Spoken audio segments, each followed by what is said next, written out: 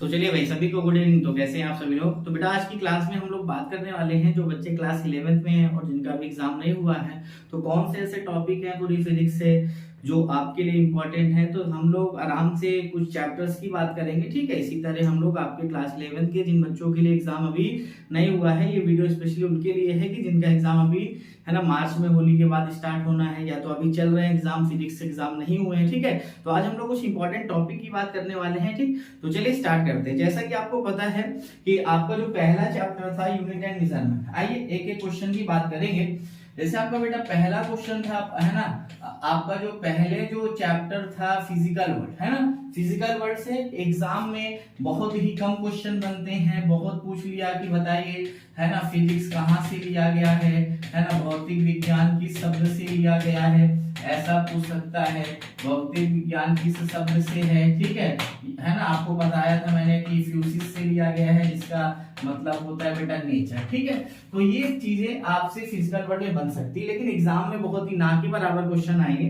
फिर इसके बाद अगर हम बात करें सर, एक क्वेश्चन तो डायमेंशन का, है ना, डायमेंशन का एक क्वेश्चन जरूर रहना है।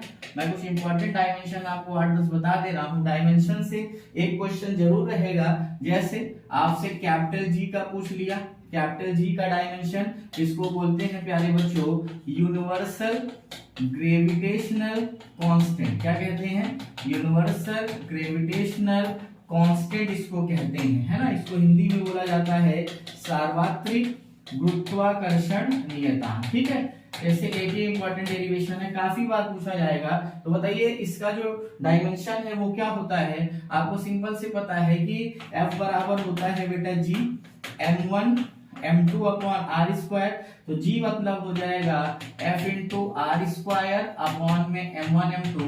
तो बताइए फोर्स का डायमेंशन mlt माइनस 2, डिस्टेंस का l2 हो जाएगा और मास का प्यारे बच्चों m2 हो जाएगा। तो बताइए यहाँ पे ऊपर जाएंगे m-1 l3 t-2, ठीक है। इस तरह आपको हमने डायमेंशन निकालना सिखाया, तो आप इस तरह डायमेंशन के क्वेश्चन कर सकते हैं, ठीक है। चलिए अब दूसरा जो सबसे इंपॉर्टेंट है बेटा वो है कोफिशिएंट ऑफ विस्कोसिटी, है ना। इसको बोलते हैं ईटा। ईटा को बोलते हैं बेटा कोफिशिएंट ऑफ विस्कोसिटी। क्या बोलेंगे? Coefficient of viscosity. इसको बोला जाता है बेटा श्यानता गुणांक। क्या बोलेंगे? श्यानता गुणांक। इसका डायमेंशन क्या होता है? ml-1 t-1। क्या हो जाएगा? ml-1 t-1 हो जाएगा, ठीक है। कहां से निकाल सकते हो? Eta equals to f upon rv से आप इसको आराम से निकाल सकते थे। mlt-2 होता है और rl हो जाएगा, ये lt-1 हो जाएगा, ठीक है। यहां से आप निकालोगे तो एज इट इज यही निकल के आएगा, ठीक। चलिए इसके बाद आपसे पूछ सकता है टॉर्क की। किसकी? टॉर्क, है ना। टॉर्क का मतलब होता है बेटा बल आघूर्ण, है ना। टॉर्क का मतलब होता है बल आघूर्ण। टॉर्क का डायमेंशन जैसे फोर्स इनटू परपेंडिकुलर डिस्टेंस होता है ना। फोर्स इनटू परपेंडिकुलर डिस्टेंस होता है। तो बताइए फोर्स का डायमेंशन mlt-2, डिस्टेंस का l हो जाएगा। तो बताइए बेटा ml2t-2, ठीक है। तो इसके बाद वर्ग का पूछ सकता है। बताइए वर्ग का तो सबको पता है बचपन से, कार्य का कितना होता है? ml2t-2। क्या हो जाएगा? ml2t-2 हो जाएगा, ठीक है। चलिए भाई, तो इस तरह के कुछ, हाँ, जैसे स्ट्रेन। स्ट्रेन क्या है बेटा? विकृति। विकृति है डायमेंशनलेस, लेकिन आपसे डायमेंशन पूछे तो m0 l0 क्या दिखा देना प्यारे बच्चों? t0। कोफिशिएंट ऑफ विस्कोसिटी घर्षण गुणांक, है ना। घर्षण गुणांक पूछे, इसको इंग्लिश में कहते हैं कोफिशिएंट ऑफ विस्कोसिटी, है ना। कोफिशिएंट ऑफ विस्कोसिटी पूछे तो इसको भी दिखा देना m0 l0 t0, ठीक है।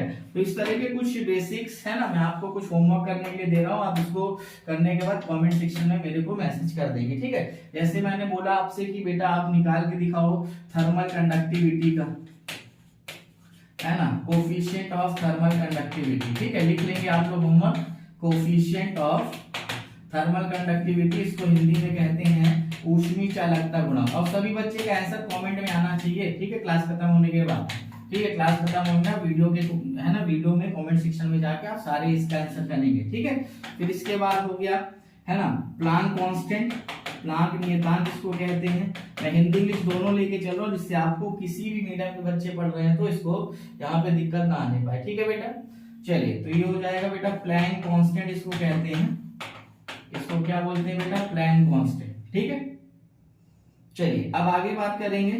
ठीक है, और इसको आप लिख लीजिए, प्लैंक कांस्टेंट हो गया। इसके बाद हाँ एक दो और लिख लीजिए, स्ट्रेस हो गया, स्ट्रेस हो गया, है ना। और उसके बाद स्ट्रेन हो गया, स्ट्रेन का फिर से आप निकालिएगा 1 मिनट। तो चलिए भाई आगे बात करते हैं हम लोग। ठीक है, तो ये तो बात हो गई बेटा किसकी, डायमेंशन की। कुछ इस तरह के क्वेश्चन हम आपसे पूछेंगे। ठीक है, फिर इसके बाद जब आप आएंगे बेटा परसेंटेज एरर, किस पे आएंगे, परसेंटेज एरर का एक क्वेश्चन जरूर आपके एग्जाम में पूछा जाएगा। ठीक है सर, परसेंटेज एरर का होम एग्जाम में भी इसकी इंपॉर्टेंस उतनी है। परसेंटेज एरर का मतलब बेटा प्रतिशत त्रुटि, कैसे करना है, किस टाइप के क्वेश्चन होंगे, मैं आपको यहाँ पे बता रहा हूँ। जैसे आप लोगों ने क्वेश्चन पढ़ा होगा कि बोल रहा है कि एक स्फीयर है, बोला गोले की रेडियस r है, इस रेडियस को मेजर करने में 2% एरर है, बोलो हाँ या ना। तो आपसे पूछ लिया, बताइए कि इस गोले के आयतन में कितना त्रुटि होगी, है ना। गोले के आयतन में कितना त्रुटि होगी, मतलब वॉल्यूम ऑफ स्फीयर, है ना, वॉल्यूम ऑफ स्फीयर में कितना एरर आएगी, इस तरह का क्वेश्चन पूछ लिया। तो बताइए इसको कैसे करते थे आप लोग, है ना। सिंपल सा बात करते थे सर, 4/3 पाई r क्यूब होता है वॉल्यूम, कांस्टेंट से कोई मतलब नहीं, 3 सामने आ जाता था r, और r में कितने परसेंट दिया है, 2%, तो हमारा आंसर कितना आता था, 6% आता था, बोलो हाँ या ना। इस तरह के क्वेश्चन कर लेंगे आप लोग। ठीक है, तो इस तरह के क्वेश्चन आप तैयार कर लीजिएगा। मैं अभी इसको टॉपिक वाइज पढ़ाऊंगा, क्वेश्चन भी कराऊंगा, बस मैं आपको बता रहा हूं कि किस टाइप के क्वेश्चन इंपॉर्टेंट है आपके एग्जाम के लिए। ठीक है, चलिए इसके बाद बात करेंगे बेटा हम लोग, है ना। इसके बाद जैसे आपसे पूछ लिया कि बताइए, है ना, स्केलर और वेक्टर क्वांटिटी कौन सी है, स्केलर एंड वेक्टर क्वांटिटी देख लीजिएगा आप सभी बच्चे। स्केलर और वेक्टर क्वांटिटी, इसको मैं आपको पढ़ा भी चुका हूं, वीडियो जाके देख लेना। स्केलर क्या होती है, जिनमें बेटा केवल और केवल परिमाण होता है, जिनमें मैग्नीट्यूड होता है, जिनको शो करने के लिए हमें डायरेक्शन की जरूरत नहीं पड़ती है। ठीक है, और जिनको शो करने के लिए हमें डायरेक्शन की भी जरूरत है, और बेटा किसकी जरूरत है, मैग्नीट्यूड की भी जरूरत है। तो उसे हम क्या बोलेंगे, हम लोग वेक्टर बोलते हैं, और उसको स्केलर बोलेंगे। जैसे एग्जांपल देख लो, एग्जांपल जैसे स्पीड हो गया, है ना, और इधर क्या हो जाएगा, वेलोसिटी हो जाएगा। ठीक है, इधर डिस्टेंस हो जाएगा, इधर क्या हो जाएगा प्यारे बच्चों, डिस्प्लेसमेंट हो जाएगा। ठीक है, इस तरह के क्वेश्चन हम कर सकते थे। ठीक है, चलिए तो ये बात आपको क्लियर हो गई कि नहीं हो गई। ठीक है, फिर इसके बाद जैसे हमने आपको पढ़ाया अदिश और सदिश गुणनफल। ठीक है, अदिश तथा सदिश गुणनफल, अदिश तथा सदिश गुणनफल। ठीक है, ये इंपॉर्टेंट है, अदिश और सदिश गुणनफल मैं पढ़ा चुका हूं, आप इसको जाके वीडियो देख लेंगे।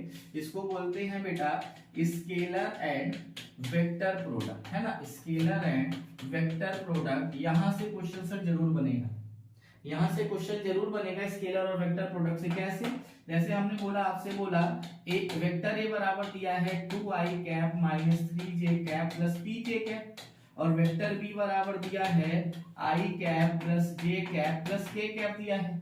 हमने बोला कि इफ, है ना, a and b are perpendicular, क्या हो जाएंगे, a and b are perpendicular, a और b हमारे क्या है बेटा, परपेंडिकुलर है, तो ए एंड बी के बीच का एंगल बताइए, find angle, find angle between a and b. अब इस क्वेश्चन को हिंदी में समझिए, इतना आप लोग भी इंग्लिश सीखे धीरे धीरे, क्योंकि आगे की पढ़ाई इंग्लिश में ही करनी है। ठीक है, चलो क्वेश्चन क्या है, सिंपल सा बात, ए और बी दिया है, बोल रहा है कि दोनों लंबवत हैं। मैं दोनों में एक्सप्लेन करूंगा, आप लोग चिंता मत करिए। ये क्या है बेटा, दोनों लंबवत, बोल रहा है कि ए और बी लंबवत है, तो ए और बी के बीच का कोण बताइए। ठीक है, तो आपको याद होगा सर, परपेंडिकुलर के केस में हमने क्या बताया कि अगर ए और बी परपेंडिकुलर है तो इनका प्रोडक्ट क्या आएगा, 0 के बराबर आएगा, सिंपल सी बात है। तो आप पहले ए और बी निकालिए, ए और बी निकालिए। तो ए कितना है प्यारे बच्चों, 2i minus 3j plus 1k cap है। ठीक है, और बेटा बी कितना है बताइए, ये है i cap plus j cap plus k cap है। तो बताइए 2 का 1 से होगा 2 आ जाएगा, प्लस माइनस माइनस 3 1 जा 3, p का p से हो जाएगा प्लस p हो जाएगा, बराबर 0 दिखा दीजिए। और बताइए 2 में से 3 में से 2 गया तो -1 बचा, प्लस p बराबर 0 और p बराबर बेटा प्लस का 1, आंसर हो जाएगा कि नहीं हो जाएगा, बोलिए। इस तरह के क्वेश्चन मैंने कराए थे आपको 1 मिनट। चलिए भाई, तो ये क्वेश्चन आपको समझ में आ गया ना बेटा कि कैसे करना है इस क्वेश्चन को। एक दो एग्जांपल और हम आपको दिखा देते हैं। जैसे आपको मैं दिया क्वेश्चन करने को, वेक्टर ए बराबर दिया है 2i minus 3j plus 2k cap, और वेक्टर बी बराबर मैंने दिया है i प्लस जे प्लस के कैप दिया है। हमने आपसे पूछ लिया बताइए a डॉट बी बताइए। जितना मैं क्वेश्चन बता रहा हूँ उतना ही पेपर में आएगा, इस बात को आप कहीं नोट कर लीजिए। इससे बाहर मैं पेपर में क्वेश्चन नहीं देने वाला हूँ, ठीक है। चलिए a डॉट बी निकालेंगे, 2 1 जा 2 प्लस माइनस माइनस 3 1 जा 3 2 1 जा 2, है ना, खत्म हो गया। तो 2 में से 3 गए, चलो 2 2 4 4 माइनस 3 1, ठीक है। यहां से आपका आंसर कितना हो जाएगा, 1 हो जाएगा, ठीक है। इसी तरह a क्रॉस b के लिए हमने क्वेश्चन कराया कि बताइए वेक्टर a बराबर है 2i cap plus 2j cap plus 2k cap, और वेक्टर b बराबर दिया है 3i cap plus 3j cap plus 3k cap. हमने बोला कि प्रूफ करिए, proof that a and b are parallel, a and b are parallel, ठीक है। बोल रहा है कि सिद्ध कीजिए, है ना। आपसे क्या बोला है क्वेश्चन में बेटा, सिद्ध कीजिए कि वेक्टर a तथा वेक्टर b कैसे हैं, समांतर, ठीक है, समांतर हैं। तो आपको क्या करना था, इस तरह के क्वेश्चन में हमने आपको सिखाया है कि भैया सबसे पहले आप a क्रॉस b निकाल लो। आप a क्रॉस b कैसे निकाले, i कैप, यहाँ j लिखते हैं, यहाँ के ऊपर a में 2 2 है, यहाँ 3 3 है। बोलो, सबसे पहले आप i निकालते हो, पहला रो पहला कॉलम, 3 2 जा 6 और 3 2 जा 6, कोई दिक्कत। ये प्लस हो गया तो j होता है माइनस में, ये पहला रो दूसरा कॉलम, 2 3 जा 6 3 2 जा 6, अगला प्लस में प्लस के, बताइए आपका पहला रो थर्ड कॉलम 2 3 जा 6 और 3 2 जा 6। बताइए बात क्लियर है। और बताइए कितना आया, 0। और अगर a क्रॉस b 0 है तो बताइए क्या ये वेक्टर प्रोडक्ट की प्रॉपर्टी है कि a क्रॉस b तभी 0 होगा बेटा जब दो वेक्टर एक दूसरे के क्या होते हैं, पैरेलल होते हैं, तभी हम a क्रॉस b कितना निकालते हैं, 0 निकालते हैं, ठीक है। चलिए दो क्वेश्चन इसको दे रहा हूं, आप कर लीजिएगा और आंसर बताइएगा मेरे को। मैंने दिया क्वेश्चन कि वेक्टर a बराबर 5i माइनस 5j कैप है, वेक्टर b बराबर 2i प्लस 3j कैप है, और आपको बताना है बेटा a क्रॉस b, पहला क्वेश्चन, और दूसरा आपको बताना है बेटा mod of a cross b बताना है, ठीक है। ये आपको एक क्वेश्चन में होमवर्क दे रहा हूं, ठीक है। इस पे इसको आप सॉल्व करके कमेंट करके मेरे को क्लास में बताइएगा, ठीक है। चलिए अब इसके बाद बेटा क्या पूछ सकता है एग्जाम में, तो इसके बाद जो इंपॉर्टेंट टॉपिक है, पहले इंपॉर्टेंट टॉपिक आप लिख लीजिए, फिर हम इसको एक एक को फिर अगली क्लास में हम लोग एकदम अच्छे से डिटेल में सॉल्व करेंगे, ठीक है। जैसे आपने पढ़ा होगा सर, है ना, क्वेश्चन बेस्ड ऑन ग्राफ, है ना, क्वेश्चन बेस्ड ऑन ग्राफ, ठीक है, क्वेश्चन बेस्ड ऑन ग्राफ, ठीक है। ग्राफ पर आधारित प्रश्न, ग्राफ पर आधारित प्रश्न, ग्राफ पर आधारित प्रश्न, ठीक है। और ग्राफ आपको केवल दो पढ़ने हैं, मैं अभी से बता दे रहा हूं। क्वेश्चन जहां से बनने की पॉसिबिलिटी है, पोजीशन टाइम ग्राफ, दूसरा है वेलोसिटी टाइम ग्राफ, ठीक है, पोजीशन टाइम ग्राफ, और दूसरा है बेटा वेलोसिटी टाइम ग्राफ। यहीं से क्वेश्चन बनेगा, ठीक है। अगला जो मेन इंपॉर्टेंट टॉपिक है आपके एग्जाम के लिए वो है बेटा, है ना, इक्वेशन ऑफ मोशन। क्या है बेटा, इक्वेशन ऑफ मोशन, है ना। आप इसका प्रूफ कर सकते हैं बेटा, इक्वेशन ऑफ मोशन का, इसको बोलते हैं प्यारे बच्चों गति के समीकरण। क्या बोलेंगे, गति के समीकरण। और सबको पता है सर तीन है ना, तीन है, v बराबर u प्लस ए टी, दूसरा है s बराबर U T plus half A T square, और तीसरा इक्वेशन है प्यारे बच्चों v स्क्वायर बराबर u स्क्वायर प्लस 2as। ये तीन इक्वेशन है, तीनों का आपको 1 बाय 1 प्रूफ देखना है। और दो मेथड आपको पढ़ाए गए हैं, है ना, दो मेथड आपको पढ़ाए गए हैं, नोट्स भी बनाई है। एक होता है बेटा ग्राफ मेथड, पढ़ा है आप लोगों ने, ग्राफ मेथड देखना है।